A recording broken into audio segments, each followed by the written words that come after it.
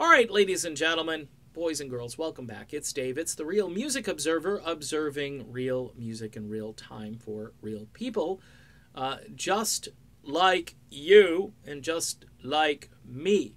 Okay, why are conspiracy theories plausible, okay, in this whole Fleetwood Mac situation?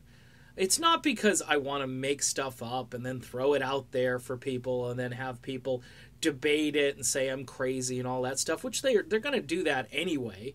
Whether I'm reading an actual fact or I'm just speculating on something, it's still going to be the same outcome for me. So when I look at reviews back in April, okay, when the dust hadn't really settled yet about this whole Fleetwood Mac thing, and these reviewers, I just wrote or read a review rather. Yes, I've written them too, but I read this review in April, okay, talking about how Neil Finn, the match made in heaven, like you couldn't find a better replacement for Lindsey Buckingham than Neil Finn. And look, folks, I've already tried to explain the difference between these two musicians. It's oranges and apples, just like Mike Campbell, again, is a different type of guitar player.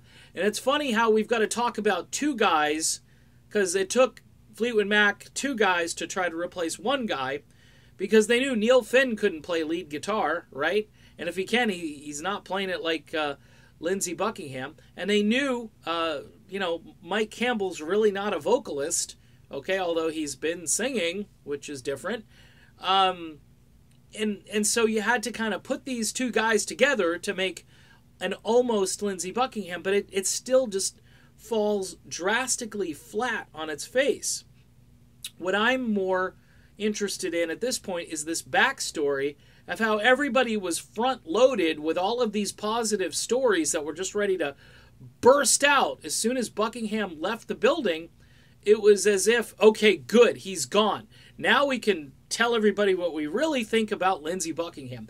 And we can somehow marry this concept that Neil Finn with Crowded House, who are, let's be honest, folks, especially here in America, they're known for one song, okay?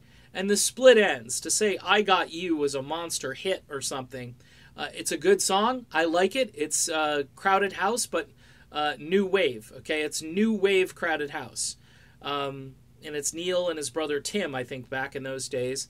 And Tim Finn, I think, with Neil is better than Neil Finn without his brother. That's just another video, and I'm really not interested in all of that.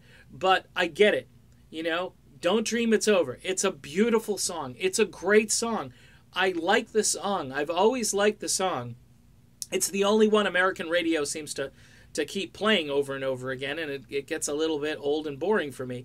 But to kind of put that and overlay that type of music into Fleetwood Mac, which since Buckingham joined the group was more manic, there was more tension, the music was much more intricate, it was a tad darker too.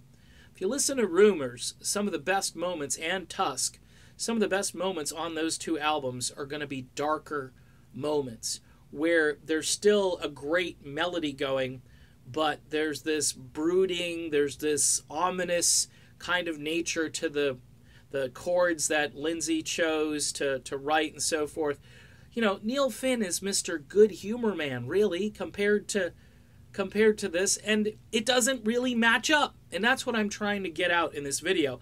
It's hard to explain, especially to people who are just, buying tickets and saying, okay, it's got the Fleetwood Mac stamp on it, let's go see it, And in some markets, they don't even know. They have no idea that Lindsey is gone. They're going to get treated to, Free Fallin' sung by Stevie Nicks and Don't Dream It's Over. Then they're going to get Black Magic Woman, which a lot of Fleetwood Mac fans of, the Rumors 5 lineup aren't really going to care about.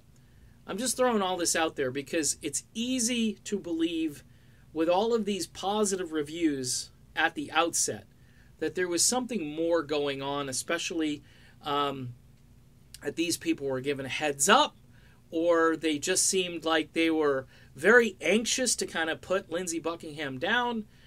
I have no idea, folks. I don't. It just the more you examine this, even if you just dig a little on the surface, and I'm not, some of these folks in these Fleetwood Mac groups and so forth, they're doing the work. They're looking up things. They're going back, reading articles, and a lot of times they'll share them with me, and I'll just shake my head and I go, I cannot believe this.